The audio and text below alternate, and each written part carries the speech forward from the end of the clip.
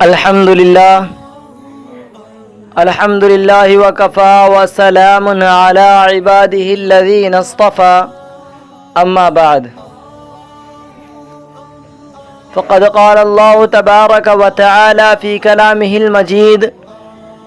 والفرقان الحميد أعوذ بالله من الشيطان الرجيم بسم الله الرحمن الرحيم وقضى ربك ألا تعبدوا إلا إياه وبالوالدين إحسانا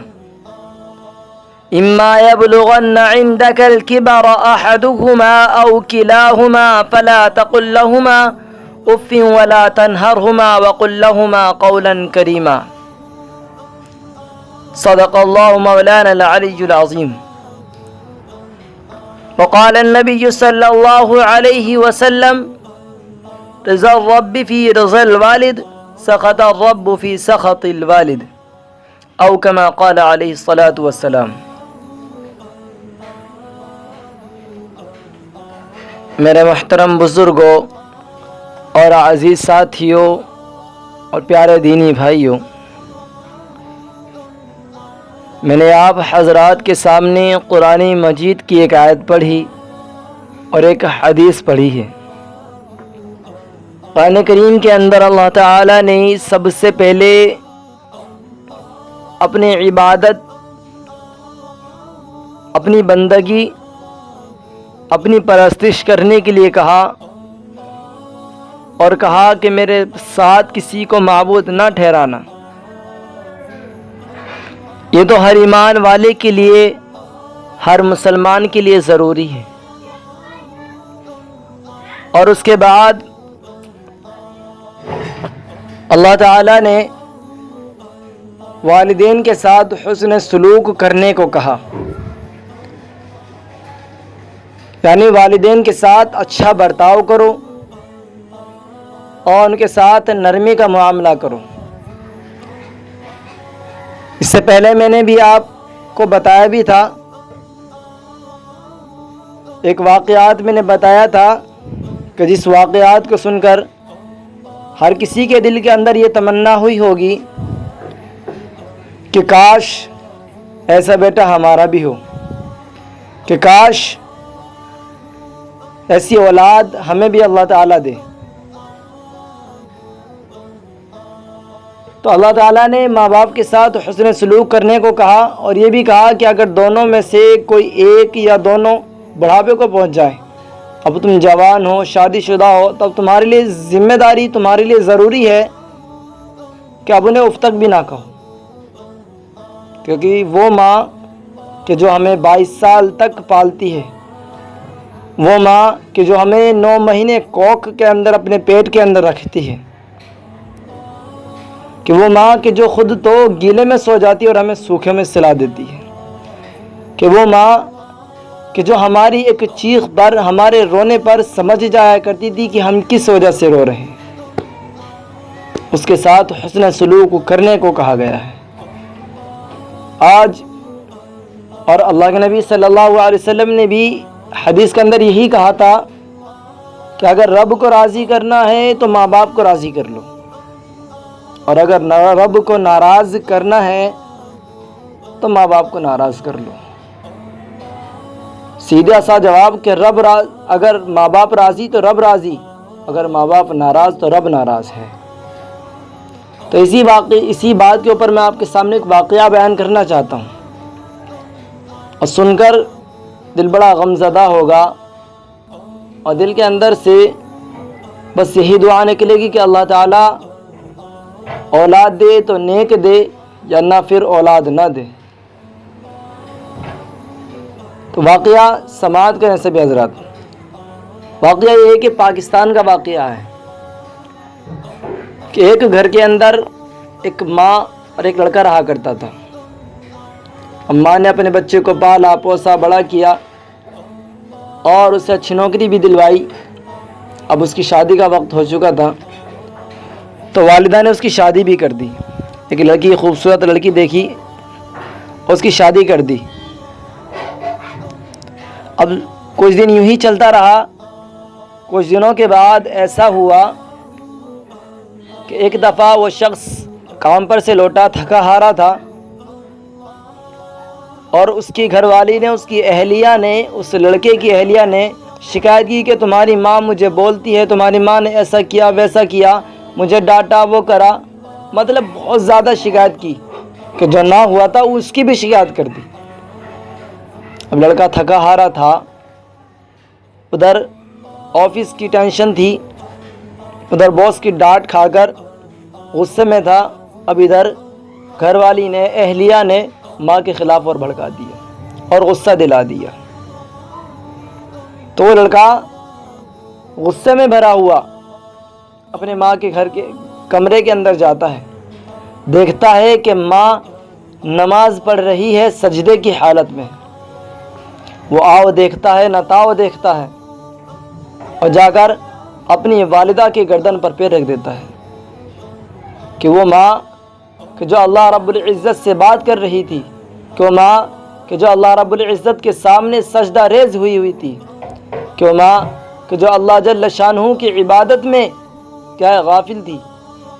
کہ جو اللہ کی عبادت کے اندر مشغول تھی، وہ ماں کہ کیا وہ سجدے کے اندر تھی، اور وہ لڑکا ان کا بیٹا، اس ماں کا بیٹا، وہ جا کر ان کی گردن پر پیر رکھ دیتا ہے، اور اتنی زور سے پیر رکھتا ہے کہ وہ ماں بیچاری مالک حقیقی سے جا ملتی ہے۔ اور وہی دیکھتا ہے، گھبرا جاتا ہے، پریشان ہو جاتا ہے، یہ کیا ہو گیا کہ میری ماں مر گئی۔ اب وہ اپنے چچا زاد بھائی کو فون کرتا ہے کہ ایسا ایسا معاملہ ہوا ہے کہ میرے والدہ کا انتقال ہو گیا ہے۔ تو اس کا چچا زاد بھائی آتا ہے اور وہ دونوں تدبیر اختیار کرتے ہیں، اور دونوں نہلاتے ہیں، اپنا نہلا کر اپنی بیوی سے کہتے ہیں کہ نہلاؤ، نہلانے کے بعد انہیں کفن پہناتے ہیں،